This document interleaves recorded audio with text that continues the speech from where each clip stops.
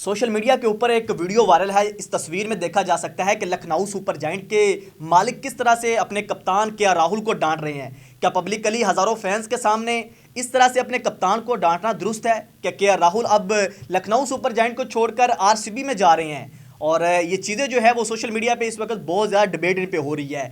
हुआ ये था कि आरसीबी जो हैदराबाद और लखनऊ सुपर जायंट का एक मैच था, जिसके अंदर जो है वो हैदराबाद ने जिस तरह से लखनऊ सुपर जायंट को सिंगल हैंडली मैच में जो है वो बाहर कर दिया। उसके बाद लखनऊ सुपर जायंट के जो मालिक हैं उनसे ये चीज़ें बर्दाश्त नहीं हुई। उन्होंने जो है वो स्टेडियम के अंदर ही हज़ारों फैंस के सामने 20 से 25 कैमरों के सामने अपने कप्तान को स्टेडियम के अंदर ही डांटना शुरू कर दिया। हालांकि ये चीज़ें जो हैं वो ड्रेसिंग रूम में चलती हैं। ड्रेसिंग रूम के अंदर जाके आप सवाल ज़रूर कर सकते हैं अपने कप्तान से कि किस तरह से आपकी टीम क्या कर रही है, आपकी कप्तानी किस तरह से है, आपकी बॉलिंग क्यों नहीं अच्छी चल रही है, आपकी खुद की परफॉर्मेंस क्या है।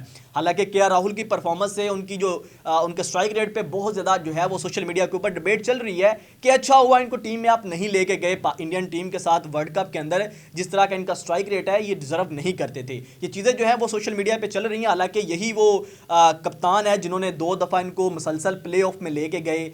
यही वो कप्तान है केएल राहुल जिन्होंने इस टीम को जो है वो शुरू से खड़ा किया। हालांकि इस टीम को अभी आए ज़्यादा वक्त नहीं हुआ, सिर्फ 3 साल हुए हैं। लेकिन अगर आप देखें आरसीबी की तरफ से, आप दिल्ली की तरफ देखें, आप राजस्थान की तरफ देखें, जो दूसरी टीमें आईपीएल की आप देख लें कि किस तरह से उनको कितने साल हो चुके हैं लेकिन अभी तक उनकी जो परफॉर्मेंस है वो इस तरह से नहीं है। वो जो है वो फाइनल में नहीं जा पा रहे, ट्रॉफी नहीं जीत पा रहे। इससे पहले आप आईपीएल पीएसएल में आ जाएं, वहाँ पे आप कराची किंग के साथ देख लें क्या हशर हो रहा है। तो ये चीज़ें जो है वो इवेंट के अंदर सिर्फ एक टीम जीतती होती है, सारी टीमें जहाँ जीतने आती हैं लेकिन चैंपियन सिर्फ एक बनता है। लेकिन उसका मतलब ये नहीं, आप अपनी स्ट्रैटेजी चेंज कर सकते हैं, आप अपने प्लेयर्स चेंज कर सकते हैं, आप अपनी प्लानिंग चेंज कर सकते हैं, लेकिन इस तरह से कप्तान को, जो इंडियन टीम का एक सुपरस्टार हो, इंडियन टीम का कप्तान हो, उसको आप इस तरह से डांटेंगे तो जाहिर सी बात है सोशल मीडिया के ऊपर जो है वो इस चीज़ को क्रिटिसाइज़ किया जाएगा। ये जो लखनऊ सुपर जायंट के मालिक हैं इनका नाम है संजीव गोयनका, और ये वही बंदा है जिसके मैं हिस्ट्री के बारे में थोड़ा सा आपको बताऊं। जब चेन्नई सुपर किंग 2016-17 में बैन हुई थी तो तब एक नई टीम आई थी राइजिंग पुणे, तो ये उसके ऑनर थे और उस वक्त एमएस धोनी कप्तान बने। तो इस बंदे ने एमएस धोनी को भी कप्तानी से हटा दिया था। ये कहा था कि भाई ये कप्तान अच्छा नहीं है, ये बड़े इंडिया के लिए बड़ा अच्छा कप्तान है लेकिन मैं समझता हूँ कि लीग क्रिकेट के अंदर स्टीवन स्मिथ इससे बड़ा अच्छा कप्तान है। तो इससे आप अंदाज़ा लगा सकते हैं कि वो अब केएल राहुल को क्या कप्तान बरकरार रखेंगे।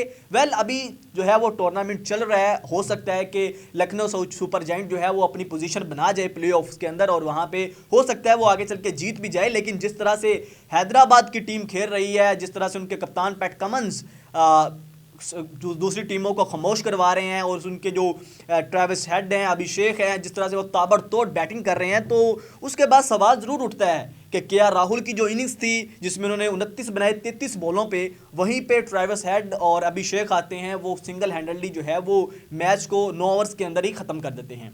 तो ये चीज़ें जो हैं वो सोशल मीडिया के ऊपर वायरल है और इसमें आप केएल राहुल की जो टीम है, जो उसकी कप्तानी है, जो उसकी अपनी इनिंग्स है, जो उसका स्ट्राइक रेट है, उसके ऊपर आप बातचीत कर सकते हैं, सवाल कर सकते हैं। लेकिन ये सारी चीज़ें होती हैं ड्रेसिंग रूम के अंदर। लेकिन आप इस तरह से वहाँ पे स्टेडियम के अंदर जहाँ पे हज़ारों फैंस मौजूद हैं, लाखों की करोड़ों की तादाद में जो है वो सोशल मीडिया के ऊपर ब्रॉडकास्टर हो रही है, चीज़ें जो है वो डायरेक्ट लाइव जा रही हैं चीज़ें, वहीं पर आप जो है 20 से 25 कैमरों के आगे जो है वो बीच स्टेडियम में आप अपने कप्तान को इस तरह से डांट रहे हैं। वो सोशल मीडिया के ऊपर सारी चीज़ें जो है वो नज़र आ रही हैं।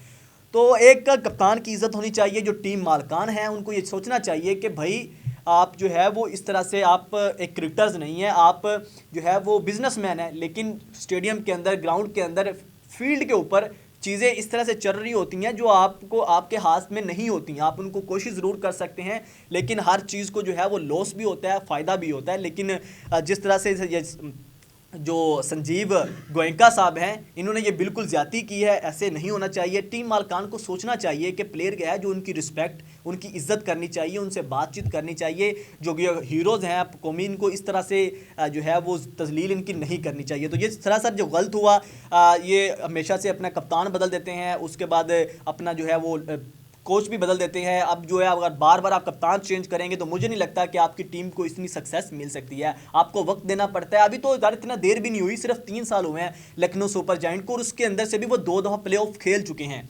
तो इससे आप जब आपका जो कप्तान है वो आपकी टीम को जितवाता है तो टीम मालकान को इतनी अप्रिसिएशन नहीं देते जितनी वो एक चीज़, छोटी सी चीज़ के ऊपर वो इतना ज़्यादा डांट डपट करने लग जाते हैं कप्तान, और बड़ी बड़ी तब्दीलियां करने लग जाते हैं। तो ये चीज़ें जो हैं वो बहुत ज़्यादा सोशल मीडिया के ऊपर हैं। तो ये ऐसे नहीं होना चाहिए था। ये सरासर जो है वो ज्यादती की गई है जो टीम ऑनर्स हैं उनकी तरफ से। खैर आप लोगों को ये हो सकता है कि यार उनकी बड़ी अच्छी टीम, मतलब महंगी टीम है, उनको भी पैसा लगा हुआ है, करोड़ों रुपया लगे होते हैं। 7,090 करोड़ की ये टीम है, उनके भी पैसे लगे होते हैं। लेकिन ज़ाहिर सी बात है जब आप बिजनेस करते हैं तो उसमें हार जीत होती है, फ़ायदा और होता है, नुकसान भी होता है, लेकिन रिस्पेक्ट होनी चाहिए एक प्लेयर की। तो इस हवाले से आप लोगों की क्या राय है कमेंट सेक्शन में ज़रूर बताइएगा। इसी के साथ शहरोज़ा में कोई इजाज़त दीजिए। अल्लाह हाफिज़।